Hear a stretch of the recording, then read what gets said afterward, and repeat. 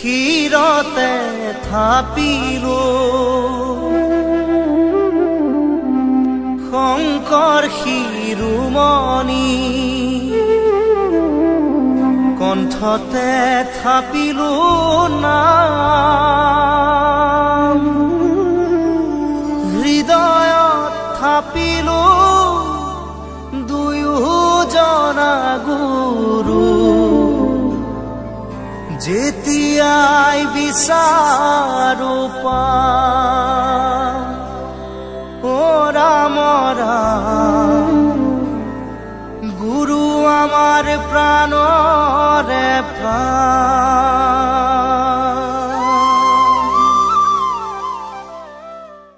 ভক্ত মানে কি? যি সেই পূৰ্ণ চেতনাৰ সন্মুখত নিজকে সমৰ্পণ কৰিছে,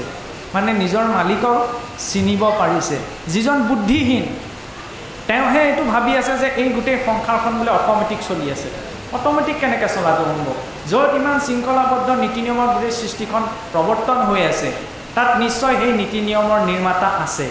বিজ্ঞানে, কিছুসকল ভৌতিকবাদী বিজ্ঞানীয়ে কয় যে এই সৃষ্টিখন কাৰ নিয়ম অনুসাৰে চলিছে? বোলে প্ৰকৃতি।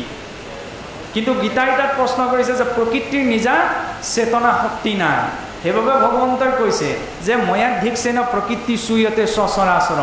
মোৰ অধ্যক্ষতাতেই প্ৰকৃতিয়ে সংসাৰখন প্ৰৱৰ্তন কৰি আছে। আৰু সেই কৃষ্ণ শব্দটোৰ অৰ্থই হৈছে আনন্দ, কাৰণ জীৱৰ মূল অস্তিত্বৰ কাৰণেই হৈছে আনন্দ।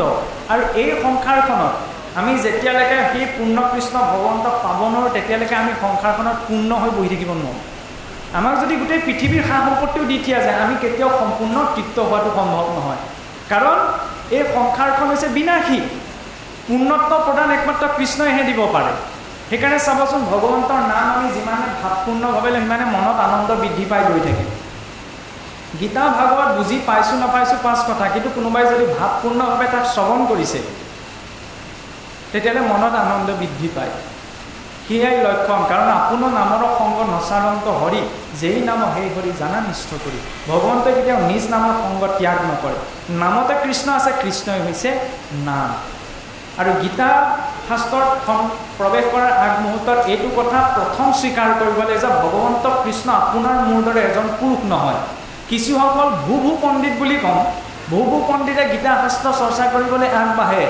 কিন্তু কি কৰে? ভগৱান কৃষ্ণক এজন আপোনাৰ মোৰ দৰে মানুহ বুলি ভাবে। তেওঁ হৈছে গীতাক বুজিবলৈ চেষ্টা কৰা সংসাৰ আটাইতকৈ ডাঙৰ মূৰ্খ। কাৰণ ভগৱন্ত কৃষ্ণই তাত সাধাৰণ ব্যক্তিৰ ৰূপত অৰ্জুনক মাৰ্গদৰ্শন কৰা নাই। ভগৱন্ত কৃষ্ণই নিজেই স্বীকাৰ কৰিছে, অহম বীৰ্যস্পদ পিতা অহম সৰ্বস্ব প্ৰভু মত্তঃ সৰ্বম প্ৰৱৰ্ততে, যে মোৰ অধ্যক্ষতাতেই সমস্ত সৃষ্টি প্ৰৱৰ্তন হৈছে। বোলে কেনেকৈ বিশ্বাস কৰিম? তৎমুহূৰ্ততে বিশ্বৰূপৰ জৰিয়তে সেই অৰ্জুনক পতিয়ন যোগাইছে। আৰু সেই ভগৱন্ত কৃষ্ণ অৰ্জুনৰ ওচৰত তেতিয়ালৈকে উপলব্ধ হোৱা নাই, যেতিয়ালৈকে অৰ্জুনে ভগৱন্তৰ ওচৰত আশ্ৰয় গ্ৰহণ কৰা নাই। ঠিক তেনেদৰে ভক্তি মাৰ্গটোতো ভগৱতমুখী হ'বলৈ প্ৰথম প্ৰয়োজনীয় বস্তু হৈছে আশ্ৰয়। যিদৰে আমি ৰ'দ বতাহ বৰষুণৰ পৰা ৰক্ষা পাবলৈ ঘৰটো নিৰ্মাণ কৰোঁ, ঠিক তেনেদৰে জীৱয়ো মানসিকভাৱে কাৰোবাৰ আশ্ৰয় কৰাটো প্ৰয়োজন। সকলো সময়তে আমাৰ ফেমিলি ডক্টৰজন লগতে নাথাকে, ঘৰৰ ইষ্ট মিত্ৰ কুটুম্ব পুত্ৰ ভাৰ্যা আমাৰ লগতে নাথাকে। তেতিয়া আমাৰ লগতে আটাইতকৈ নিজৰ ওচৰত থকা ব্যক্তিত্বটি হৈছে ভগৱন্ত। আৰু সেই ভগৱন্তৰ সৈতে যদি আমি সম্পৰ্কটো গঢ়ি ল'ব পাৰোঁ, তেতিয়াহ'লে আমাৰ জীৱনটো পাৰ কৰাত বিশেষ কঠিনতাৰ অনুভৱ নহয়। এতিয়া এই কথাষাৰ কওঁতে কিছুসকলে এনেকুৱা ভাবিব পাৰে বা মনলৈ এনেকুৱা আহে, কাৰণ কেতিয়াবা আমি এনেকুৱা কিছুমান প্ৰসংগৰ সন্মুখীন, এই যে আমি ঘপককৈ কৈ পাওঁ বা ক'বলৈ বিচাৰোঁ যে ভগৱন্তৰ সৈতে যদি সম্পৰ্কটো আমাৰ ভাল হয়, তেতিয়াহ'লে জীৱনটো পৰিচালনা কৰা আমাৰ কঠিনতা নাথাকে। তেতিয়া কিছুসকলে অকণমান বিপৰীতভাৱে এই কথাটোক লৈ লয়, আৰু মনতে তেতিয়া কিছুসকলে ভাবে, পিছত কয়ো, বৰ ভগৱানৰ একেবাৰে এজেণ্ট বুলি ভাবিছে, ভগৱন্তৰ সৈতে ডাইৰেক্ট লিংক আছে নি? হয়, আমি আচলতে ভগৱানৰ এজেণ্ট, আমি ৰাজনীতিবিদৰ বা কোনো শিক্ষাবিদৰ এজেণ্ট নহয়। আৰু আমি কি কৰিছোঁ, জেগাই জেগাই সঁচা অৰ্থত ক'বলৈ গ'লে অকণমান নিজৰ ভাষা এটা ব্যৱহাৰ কৰিছোঁ, বম ফিট কৰি আছোঁ। আমি বম ফিট কৰিছোঁ। এইটো বম আপোনাৰ ধ্বংসাত্মক বম নহয়, আধ্যাত্মিক বিস্ফোৰণৰ বম। চেষ্টা কৰিছোঁ মানুহৰ অন্তঃকৰণত এই বমটো ফুটাবলৈ। আৰু যেতিয়া এই ভক্তি ফুটি উঠিব তেতিয়া তেওঁ নিজৰ স্থিতি নিজৰ বহি থকা স্থানতে অনুভৱ কৰিব পাৰিব কাৰণ ইটো হৰি কথা কথনত হৰি কথা কওঁতে হৰি কথা শ্ৰৱণত হৰি কথা শুনোতে হৰিৰ চৰিত্ৰ হৰিৰ চৰণ ভজনত যতেক আনন্দ আছে ভজিলে জানিবা পাছে কিবা আৰু কহিব মহত্ব মই ইয়াক হাজাৰবাৰ কৈও তাৰ মহত্ব আপোনাক বুজাব নোৱাৰোঁ চেনীৰ মিঠা সোৱাদটো নিজেই ল'ব ল'লে নিজেই আস্বাদন কৰিব লাগিব আৰু শ্ৰেষ্ঠ বিজ্ঞানীও তাক দেখুৱাই দিব নোৱাৰে যে চেনী খাবলৈ এনেকুৱা সেইকাৰণে ভগৱন্তই কৈছে ৰসা আপচু কোনতেই যে মই পানীৰ সোৱাদৰ নিচিনা পানীৰ জানো কিবা সোৱাদ থাকে কিন্তু পানীৰ এইটো কোৱালিটি আছে তাত আমি নিমখ দি দিলে আমি নিমখৰ সোৱাদটো পাম টেঙা দি দিলে টেঙাৰ সোৱাদটো পাম চেনি দি দিলে চেনিৰ সোৱাদটো পাম ঠিক তেনেদৰে ভগৱন্তক আমি সত্য বুলি ভাবিলে ভগৱন্তক আমি সত্য বুলিয়ে জীৱনটোত পাম বন্ধু বুলি ভাবিলে বন্ধুৰ ৰূপতেই পাম সুহিত বুলি ভাবিলে সুহিত বুলিয়ে পাম আমি যি ভাৱতেই ল'ম সেই ভাৱকেই প্ৰাপ্ত কৰিম আৰু এই জীৱনটোত আমি যেনেধৰণৰ চিন্তা চৰ্চা কৰি আছোঁ অন্তিম সময়ত সেইখিনিৰ প্ৰকাশ পাব কিছুসকলে এইটো ভাবে এই যে এতিয়া ইমানখিনি চিন্তা চৰ্চা কৰাৰ প্ৰয়োজন নাই পিছত বয়স হ'লে চিন্তা চৰ্চা কৰিম কিন্তু সেই সিদ্ধান্তটো ভুল আমি আপোনালোকক ব্যক্তিগত জীৱনৰ এটি উদাহৰণ দিব বিচাৰিছোঁ শুনিবলৈ অকণমান কিন্তু বেয়া উদাহৰণটো কাৰণ যোৱাকালি একদম মহাপ্ৰভুৰ স্থানত থাকি কৈছোঁ এইটো আমাৰ কাল্পনিক ঘটনা নে সঁচা ঘটনা যে যোৱাকালি আমাৰে তেখেত অৰিজিনেলি ধেমাজিৰ বাসিন্দা হয় কিন্তু গুৱাহাটীত তেওঁ আৰক্ষী বিষয়াৰ ৰূপত কৰ্মৰত হৈছে যদিও আৰক্ষী বিভাগত তেওঁ কৰ্মৰত হৈ আছে তেখেত ঈশ্বৰৰ এজন মানে ভাল ভক্ত আৰু আমি জনালৈকে তেখেতে কথা প্ৰসংগত মানে তেওঁলোকৰ বংশতে হৈ যোৱা এটা ঘটনা যোৱাকালি ক'লে আৰু কথাটো মানে মনত চাপ বহাই আমাৰ মনত ৰৈ গ'ল সেইকাৰণে এতিয়াও কথা প্ৰসংগত মনলৈ ভাহি আহিছে কি হৈছিলে তেওঁৰ বংশতে আজি 4-5 মাহৰ মানৰ আগত এগৰাকী বৃদ্ধা আই মানে একেবাৰে অন্তিম পৰ্যায়ত পৰিল যাওঁ অৱস্থা আৰু যেতিয়া 3-4 দিন যাওঁ অৱস্থাত পৰিলে একদম পাতিত শুৱাই দিলে তেতিয়া পাতিত শুৱাৰ পাছতো কি কৰিলে পৰিয়ালৰ মানুহে কিবা যদি দুখাদি আছে দুখাদি খণ্ডনৰ বাবে মানে ভাগৱত পাঠ অকণমানৰ আয়োজন কৰিলে আৰু গাঁৱৰে 2-এজন ভকত আহি পেলাই তাতে ভাগৱত পাঠ কৰি আছে কিন্তু সেই নৰিয়াৰ পৰ্যায়ত পৰি থকা আখিৰ উদ্ধৰ সেই বৃদ্ধা আইগৰাকীয়ে যিটো কথা পৰিয়ালৰ আগত প্ৰকাশ কৰিলে সেইটো আপোনাৰ চকু কপালত উঠিবলগীয়া কথা যেতিয়া সেই ভাগৱত পঢ়ি থাকোঁতে কাৰণ আমাৰ সোধা যায় নহয় কিবা মনৰ ইচ্ছা আছে নি সেইকাৰণে জীৱটো যাব পৰা নাই বুলি ভবা হয় যেতিয়া পৰিয়ালৰ মানুহে সেই ভাগৱত পঢ়ি থাকোঁতে সুধিলে যে আপোনাৰ কিবা ইচ্ছা আছে নি শুনিবলৈ বেয়া হ'ব অসন্তোষ নকৰিব তেওঁ কি ক'লে জানেনে যে মোৰ কাৰোবাৰ লগত শুবলৈ মন গৈছে মৰিবলৈ কেঁকাই আছে আখিৰ উদ্ধৰ এগৰাকী বৃদ্ধা প্ৰকাশ কৰিছে সেই কথাতে কি বুজালে যে গোটেই জীৱনটো আমি যেনেধৰণৰ চিন্তা চৰ্চাৰ মাজত পাৰ কৰোঁ অন্তিম সময়ত তাকেই প্ৰকাশ হ'ব ওচৰত যদি 10জনেও ভগৱানক মনত পেলাবলৈ চেষ্টা কৰে সম্ভৱ নহয় আপুনি মই নিজৰ চেষ্টাৰ বলত ব্ৰহ্মাৰ পদতো অধিষ্ঠিত হ'বগৈ পাৰোঁ দেশৰ ৰাষ্ট্ৰপতি প্ৰধানমন্ত্ৰী হোৱাটো বাদেই যদি আমি বহু পুণ্য অৰ্জন কৰোঁ যজ্ঞাদি এনেকুৱা কিছুমান যজ্ঞৰ বিধান আছে সেইখিনি কৰ্ম আচৰণ কৰাৰ জৰিয়তে জীৱই ব্ৰহ্মা পদতো গৈ অধিষ্ঠিত হ'বগৈ পাৰে সিমান কেপাচিটিবোৰ মনুষ্যক দিয়া হৈছে কিন্তু সংসাৰ তাতকৈ ডাঙৰ কাম হৈছে কি অন্তিম সময়ত ভগৱন্তক স্মৰণ কৰাটো বৰ টান কাম তাৰ বাবে কি লাগিব এই সময়কণৰ চেষ্টা খাওঁতে উঠোঁতে বহুতে ভগৱন্তৰ চিন্তন যিটো অৰ্জুনক কৈছিল যে তুমি নিজৰ কাম কৰি যোৱা মোক চিন্তা কৰি সকলো অৰ্পণ কৰি দিয়া সেইটো কাম কৰাতে বহুত টান চাবচোন সেইকাৰণে ভক্তি আছেনে নাই আমি নিজকে চাব পাৰোঁ উজুতিটো খাওঁতে খুন্দাটো খাওঁতে মুখৰ পৰা আমাৰ কি ওলায় বাৰু যদি উজুতিটো খাওঁতে খুন্দাটো খাওঁতে বিপৰীত শব্দ এটা ওলাইছে তেতিয়াহ'লে জানক আৰু মই যিমানখিনি গাই বাই আছোঁ এইখিনি চব আমাৰ থলুৱা ভাষাত ক'বলৈ গ'লে ভেকু ভাওনা তাৰ বাহিৰে ভক্তিৰ মোৰ ভটোও নাই যদি উজুতিটো খাওঁতে মোৰ মুখৰ পৰা বেয়া মাত ওলাইছে তেতিয়াহ'লে মই বৰ অকৃতজ্ঞ কাৰণ মই ক'ব লাগে কাৰণে কৈ আছোঁ কৰিব লাগে কাৰণে কৈ আহিছোঁ সেইবাবে সেইখিনি সময়তে নিজকে পাৰিলে তেতিয়া চিকুট এটা দিব লাগে যাতে দ্বিতীয়বাৰ সেই সংকটৰ বেলা ভগৱন্তৰ স্মৰণ সুলভ হয় কাৰণ ইয়ং ভাৱ স্মৰে নিত্যম ত্যজ্যন্তেৱ কলেবৰম তং তমেৱতি কৌন্তেয় সদা তদ ভাৱ ভাবিত যে অন্তিম সময়ত যেনেধৰণৰ ভাৱ চিন্তা কৰি আমি শৰীৰ আৰু তাৰ অনুৰূপতে আমি গতি প্ৰাপ্ত কৰোঁ আৰু এইখিনি সময় যদি আমি ঈশ্বৰ চিন্তনত প্ৰয়োগ কৰা নাই তেতিয়াহ'লে এইটো ভবাটো সম্পূৰ্ণ ৰূপত ভুল যে অন্তিম সময়ত আমি ভগৱন্তক চিন্তা কৰি বক পাৰিম কাৰণ আহত পুলি দেখিছেনে কেতিয়াবা ৱালত যেতিয়া হেলাই উঠি যায় নেওৰা ফুটাটো আহঁত পুলি গজি উঠে আহঁত পুলিটো পুলি হৈ থাকোঁতে দুটা আঙুলি আমি উঘালি দিব পাৰোঁ তাক আপুনি 4-5 বছৰ সেই জেগাতে থাকিবলৈ দিয়কচোন গাৰ গোটেই জোৰ লগালেও কিন্তু উঘালিব নোৱাৰে গতিকে এই চলিত জীৱনটোত যদি বিষয় ভোগ পৰিপুষ্ট হৈ গৈ আছে অন্তিম সময়ত ঈশ্বৰ চিন্তন সম্ভৱ নহয় সেই বিষয়ে পৰিপুষ্ট হৈ গৈ থাকিব সেইবাবে প্ৰয়োজন এইটো চিন্তা কৰা যে আমি বহুত দুৰ্লভ ৰূপত মনুষ্য শৰীৰটো পাইছোঁ তাতোতকৈও দুৰ্লভ গীতাইটো তাতোতকৈও গভীৰতলৈ গৈ গৈছে কেৱল মানুহৰ জন্ম লাভ কৰাতে দুৰ্লভ নহয় প্ৰায়ঃ দুৰ্লভ প্ৰাপ্তি প্ৰথম মনুষ্যত্তম বহুত দুৰ্লভ মনুষ্য হোৱাটো ইয়াতকৈও দুৰ্লভ মুমুক্ষত্তম মানুহ হৈ মুক্তিৰ বাবে চেষ্টা কৰাটো যে জন্ম মৃত্যু জৰাব্যাধি এই চক্ৰটোৰ পৰা উদ্ধাৰ হ'বলৈ চেষ্টা কৰোঁ তাতোতকৈও দুৰ্লভ কিন্তু তাতোতকৈও ডাঙৰ দুৰ্লভ এটা আছে সেই দুৰ্লভটো কি সজ্জনা নাম সংগতি সজ্জনসকলৰ সংগ পোৱাটো কাৰণ এই কলিযুগত আমি বহু কায় কষ্টে ব্ৰতে বিধানে নিজক সংযমিত ৰাখিব নোৱাৰিব পাৰোঁ তাৰ বাবে আটাইতকৈ উত্তম ব্যৱস্থা কি সৎসংগ কাৰণ আমি যেনেকুৱা সংগত যিবিলাক কথা পাতি থাকোঁ মানসিক ৰূপত এইবিলাক কথাই আমাক প্ৰভাৱ পেলায় সেইকাৰণে আমাৰ সংগসমূহত সৎ কথা আলাপ আলোচনা কৰাটো প্ৰয়োজন অকণমান গীতা ভাগৱত মহাভাৰত ৰামায়ণৰ কাহিনীসমূহো দেশ বিদেশৰ ৰাজনীতি অৰ্থনীতিৰ লগতে আলোচনা কৰাটো প্ৰয়োজন কাৰণ সেইখিনি মঠিব লাগিব ভগৱান কৃষ্ণৰ জন্ম ক'ত মথুৰা নহয়নে মথুৰা মানে কি য'ত মথন হ'ব লাগিব এই হৃদয়ৰূপী মথুৰাত আপুনি মই সৎ কথা মথন কৰিব লাগিব তেতিয়া কি হ'ব কৃষ্ণ সূৰ্য উদিত হ'ব আৰু নাম ধৰ্ম বিদিত হ'ব তেতিয়াহে সেই খুন্দাটো খাওঁতে জুতিটো খাওঁতে ভগৱন্তৰ নাম মুখৰ পৰা ওলাব কাৰণ হিয়াৰ মাজে নামৰ ভাণ্ডাৰ মুখে বাজ হয় আৰু মথুৰা শব্দটোতো ইমান তাৎপৰ্য আছে চাওকচোন মথুৰা নামটি ৰাখিছিলে কোনে ভগৱান ৰামচন্দ্ৰৰ কনিষ্ঠ ভাতৃ শত্ৰুঘ্ন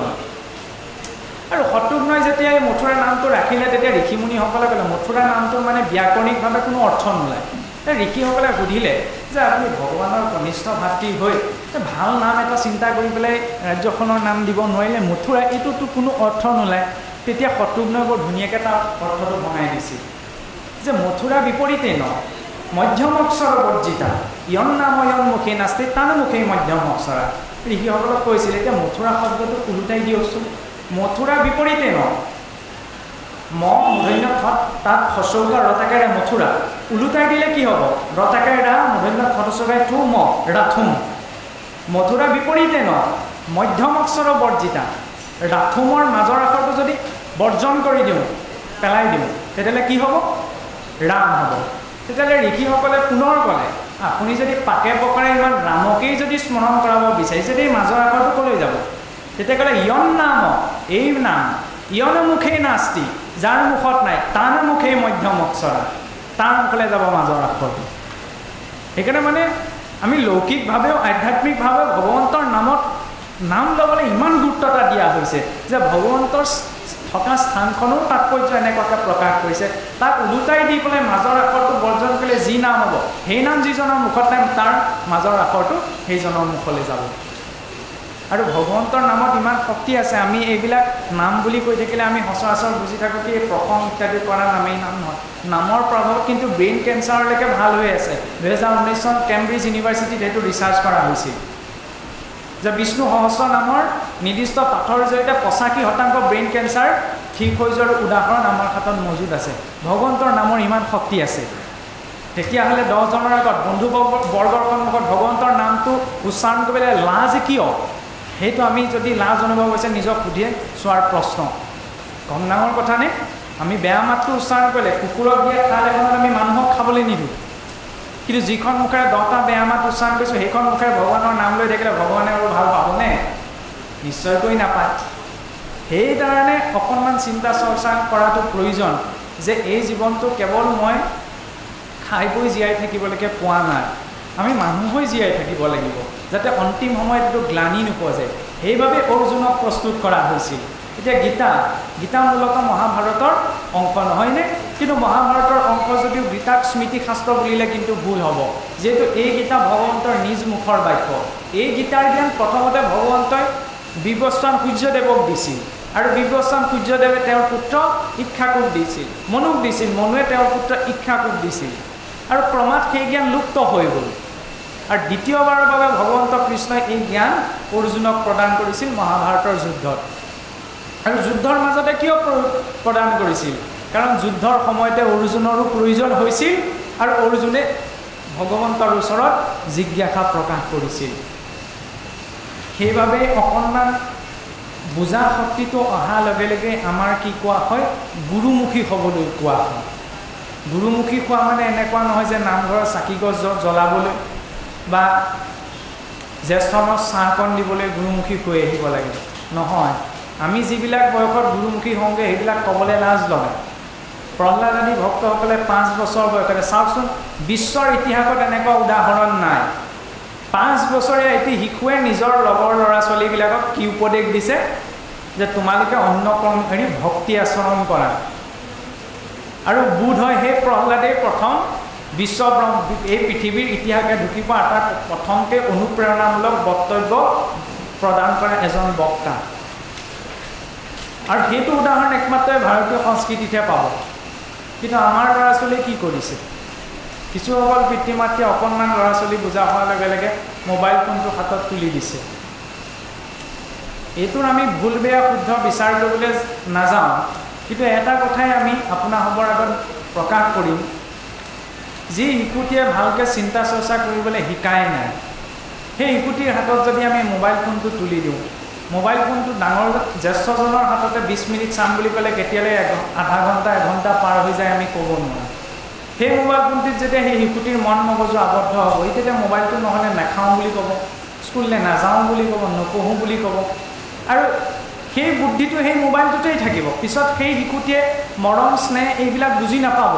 পিছত কিন্তু আমি যুৱ প্ৰজন্মক দুখিলে নহ'ব যে আজিকালি ল'ৰা ছোৱালীয়ে মৰম স্নেহ শ্ৰদ্ধা একো বুজি নাপায় বুজি নোপোৱাৰ পৰিৱেশটো কোনে দিছিলে আমিয়েইতো দিছিলোঁ কাৰণ বাহ্যিক পৰিৱেশটো নষ্ট কৰি ভক্ত প্ৰহ্লাদ কি পৰিৱেশত আছিল চাওকচোন দৈত্য ৰাজ্য য'ত ভগৱানৰ নাম লোৱাটোৱেই বৰ্জন কিন্তু তেওঁ বাহ্যিক পৰিৱেশ সৃষ্টি কৰা নাছিল আন্তৰিক পৰিৱেশ সৃষ্টি কৰি লৈছিল অন্তৰখন নিৰ্মল কৰি লৈছিল সেইবাবে সেই আন্তৰিক পৰিৱেশক দৈত্যসকলে নষ্ট কৰিব নোৱাৰিলে ঠিক তেনেদৰে আমিও আন্তৰিক পৰিৱেশটো শুদ্ধ ৰূপত নিৰ্মাণ কৰি ল'বলৈ গৃহখনত অন্তত অকণমান চুক এটা হ'লেও ঈশ্বৰ উপাসনাৰ বাবে হ'ব লাগে কাৰণ যিজনা ঈশ্বৰে আপোনাক মোক ইমান এটা সুন্দৰ শৰীৰ দিছে ইমান এখন সুন্দৰ সৃষ্টি দিছে তেওঁক চিন্তা কৰিবলৈ যদি ঘৰখনত চুক এটাও নাই তেতিয়াহ'লে তেওঁ বৰ দুৰ্ভগীয়া তেওঁ বৰ অকৃতজ্ঞ আমি এইটো কোৱা নাই যে আপুনি প্ৰত্যেক গৃহতে গুৰু আসন প্ৰতিষ্ঠা কৰি লওক সকলোৰে পক্ষে সম্ভৱ নহয় কিন্তু ফটো এখন থৈ হ'লেও মূৰটো ধোৱাৰ ব্যৱস্থাখন প্ৰত্যেকজনৰ গৃহত লাগে কাৰণ তেওঁৰ ওচৰত আমি কৃতজ্ঞ আমি ভগৱন্তৰ ওচৰত বিচাৰি যাওঁ ভগৱন্তক এইকাৰণেই বিচাৰিব নালাগে আৰু ভগৱন্তক বিচৰাৰ এইকাৰণেই নালাগে যে যিজনৰ ওচৰত আপুনি মই পাৰ কৰি অহা অনন্ত কোটি জীৱনৰ হিচাপ মজুত আছে তেওঁক আকৌ আপুনি মই সাধাৰণ বস্তু এটা বিচাৰি আমনি কৰিব নালাগে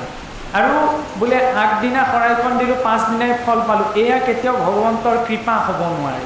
কিয় হ'ব নোৱাৰে আপুনি যদি আজি টাউনলৈ ওলাই যায় ৰাতিপুৱাতে ওলাই গৈ দোকানত বজাৰ কৰিবলৈ গ'ল পাছতে গৈ ভিক্ষাৰী এজন পালেগৈ বোলে দাদা বা বাইদেউ 10 টকা এটা দিয়কচোন মই ক'লো এই দিনটোলৈ ওলাই আহিছোঁ কি এজনে আকৌ 10 টকা বিচাৰিছে লাহেকৈ এইখন দোকানলৈ গ'লোঁ তেওঁ তাতো 5 পালেগৈ যে 10 টকা এটা দিয়কচোন তেতিয়া মই ভাবিলোঁ কি এইজনে আৰু মোক পিছনাৰে মই অকণমান আঁতৰৰ পৰা বজাৰখন কৰোঁ ৰিক্সাখন মাতি লাহেকৈ আঁতৰলৈ যাবলৈ তেতিয়াও পিছে পিছে খেদি গ'ল দাদা 5 টকা এটা অন্তত দি থৈ যাওকচোন চাহ একাপ খাব পাৰিম তেতিয়া আপুনি মই অস্বস্তি অনুভৱ কৰিম নে আৰু অস্বস্তি অনুভৱ কৰাৰ লগে লগে কি হ'ব আপুনি মই 10 টকাৰ ঠাইত 20 টকা হ'লেও সেই মানুহজনক দি থৈ আহিম সেইকাৰণে ভগৱন্তক টানি আজুৰি যে বিচাৰিব নালাগে এইকাৰণে এয়া ভগৱন্তৰ কৃপা নহ'ব পাৰে আপোনাৰ মোক পিছ এৰিবলৈও ভগৱন্তে আপোনাৰ মোক দিব পাৰে পুতনায়ো ভগৱন্তক কৃষ্ণক বধিম বুলি কৈছিল কিন্তু পুতনাৰো মহাভাগ্য আছিল যিজন ঈশ্বৰক ঋষিমুনিসকলে অনন্ত কোটি বছৰ তপ জপ আচৰণ কৰি পেলাই দেখা পাবলৈ ভাগ্য লাগে সেইজনে ঈশ্বৰক পুতনাই কোলাত তুলি ল'ব পাৰিছিল কিন্তু কোলাত তুলি লোৱাৰ পাছতো সেই পুতনাৰ অহুভাগ্য দুৰ্ভাগ্যলৈ পৰিৱৰ্তন হৈছিল যেই কৃষ্ণক কোলাত তুলি ল'লে ভগৱানে নিজেই চকু দুটা ঢাকি দিলে এফালে চাওক যি ভাগ্য মহান ঋষিমুনিসকলৰ হ'ব লাগিছিল সেই ভাগ্য আজি পুতনাৰ উদয় হৈছে কিন্তু সেই পুতনাক দেখি ভগৱন্তে নিজৰ চকু দুটা ঢাকি দিলে কিয় কাৰণ প্ৰথমতে পুতনাই নিজৰ ৰূপটো সলাই দিছিল তেওঁ আছিল অসুৰ কিন্তু এগৰাকী সুন্দৰ ভদ্ৰ মহিলাৰ ৰূপত গৈছিল ঠিক তেনেদৰে মোৰ মনত আছে কপটতা, বিদ্বেষ ভাৱ, অহংকাৰ, কিন্তু ভগৱন্তৰ সন্মুখলৈ মই ভকত হৈ আহিছোঁ। ভগৱন্তই মোক তেতিয়া দেখিও চকু দুটা ঢাকি দিব। সেইকাৰণে ভগৱন্তৰ ওচৰলৈ আমি কপটতা, অহংকাৰ ত্যাগ কৰি যোৱাটো প্ৰয়োজন, কাৰণ তেওঁৰ ওচৰত আমাৰ একো নাই। কাৰণ আপুনি মই সচেতনত কি আচৰণ কৰিছোঁ তাৰ প্ৰতি ধ্যান নাথাকিব পাৰে, কিন্তু তেওঁৰ ধ্যান আছে। আৰু সেই ধ্যানটো বৰ্তাই ৰাখিবলৈ কাৰণে আমাক এটা ব্যৱস্থা দিয়া হৈছে। সেই ব্যৱস্থাটো কি? কৰ্ণে শুনে কৃষ্ণ কথা, মুখে বোলে ৰাম, মনে পদ পদ্ম স্মৰে, হস্তে কৰৈ কাম, কৃষ্ণৰ প্ৰতিমা দেখে চক্ষুৱে ভক্ত, বিষ্ণু বুদ্ধি কৰি হিৰে নমে মস্তক, নিৰ্মাল্য তুলসী ঘ্ৰাণ লৱে না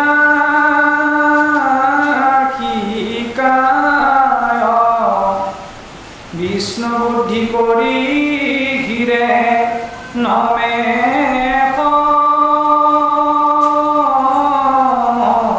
মস্তক, পদে বিষ্ণু বৈষ্ণৱ ক্ষেত্ৰ কচলি যায়, এহি মত ইন্দ্ৰিয়ৰ বৃত্তি